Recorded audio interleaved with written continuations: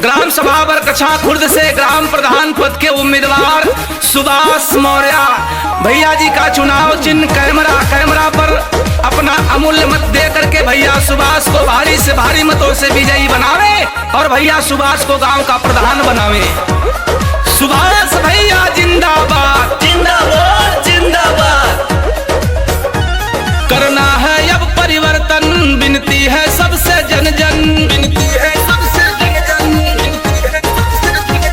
करना है अब परिवर्तन, विनती है सबसे जन जन। जनता के हक के खातिर कर दिए है खुद को समर्पण। हाँ, कैमरा पर मोहर लगाना है, भैया सुभाष को जिताना है, गांव का प्रधान बनाना है, सुभाष भैया को लाना है। चुनाव नहीं अब रण होगा, युद्ध बड़ा भीषण होगा, जन जन की है यही पुकार, सुभाष भैया अब की बार जीतेंगे भाई जीतेंगे, सुभाष भैया जीतेंगे। हमारा प्रधान कैसा हो, सुभाष भैया जैसा हो। सुंदर विचार भैया ने कई निशान हो, इनकर चुनाव चिन्ह कैमरा निशान हो।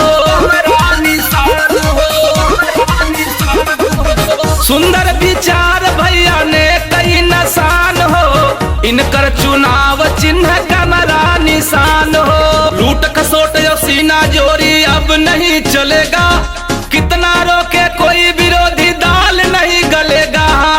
भैया का परचम लहराना है, भैया सुभाष को जिताना है, कैमरा पर मोहर लगाना है, गांव का प्रधान बनाना है। न भूले के बा न भुलावे के बा, अब की बार सुभाष भैया के प्रधान बनावे के बा, गांव का विकास चुन चुन के करावे के बा। सुभाष भैया जिंदाबाद जिंदाबाद जिंदाबाद। सुभाष भैया जिंदाबाद जिंदाबाद जिंदाबाद। हमारा प्रधान कैसा हो, सुभाष भैया जैसा हो। भैया सुभाष बरकछा खुर्द का लाल हो, वही है प्रधान गांव रही खुशहाल हो।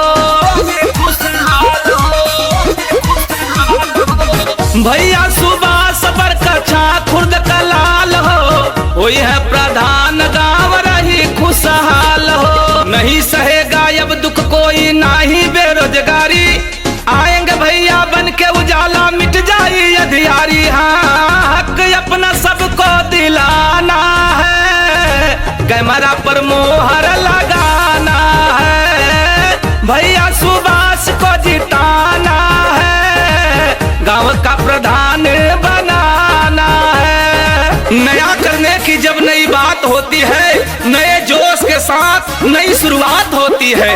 भैया का कहना है गांव की तरक्की हम सबकी जिम्मेवारी है, भैया सुभाष कहते हैं अब युवाओं की बारी है। पोलिंग बूथ पे जाना है, कैमरा पे मोहर लगाना है, पोलिंग बूथ पे जाना है, कैमरा पे मोहर लगाना है। रहते सदा ये सच्चाई के पथ पे, कोई नया न्याय साथ रहते हैं सबके, रहते सदा ये सच्चाई के पथ पे, कोई नया न्याय साथ रहते हैं सबके। जो कहते हैं सुभाष भैया कई के वह निभई है, एक बार अजमा के देखा सबके आस पुरई है। हाँ, साथे छेदी बबलू दीवाना है, भैया को विजयी बनाना है, कमरा पर मोहर लगाना है, सुभाष भैया को जिताना है। करना है अब परिवर्तन, विनती है सबसे जन जन, जनता के हक के खातिर कर दिए हैं खुद को समर्पण। हाँ, कैमरा पर मोहर लगाना है, भैया सुभाष को जिता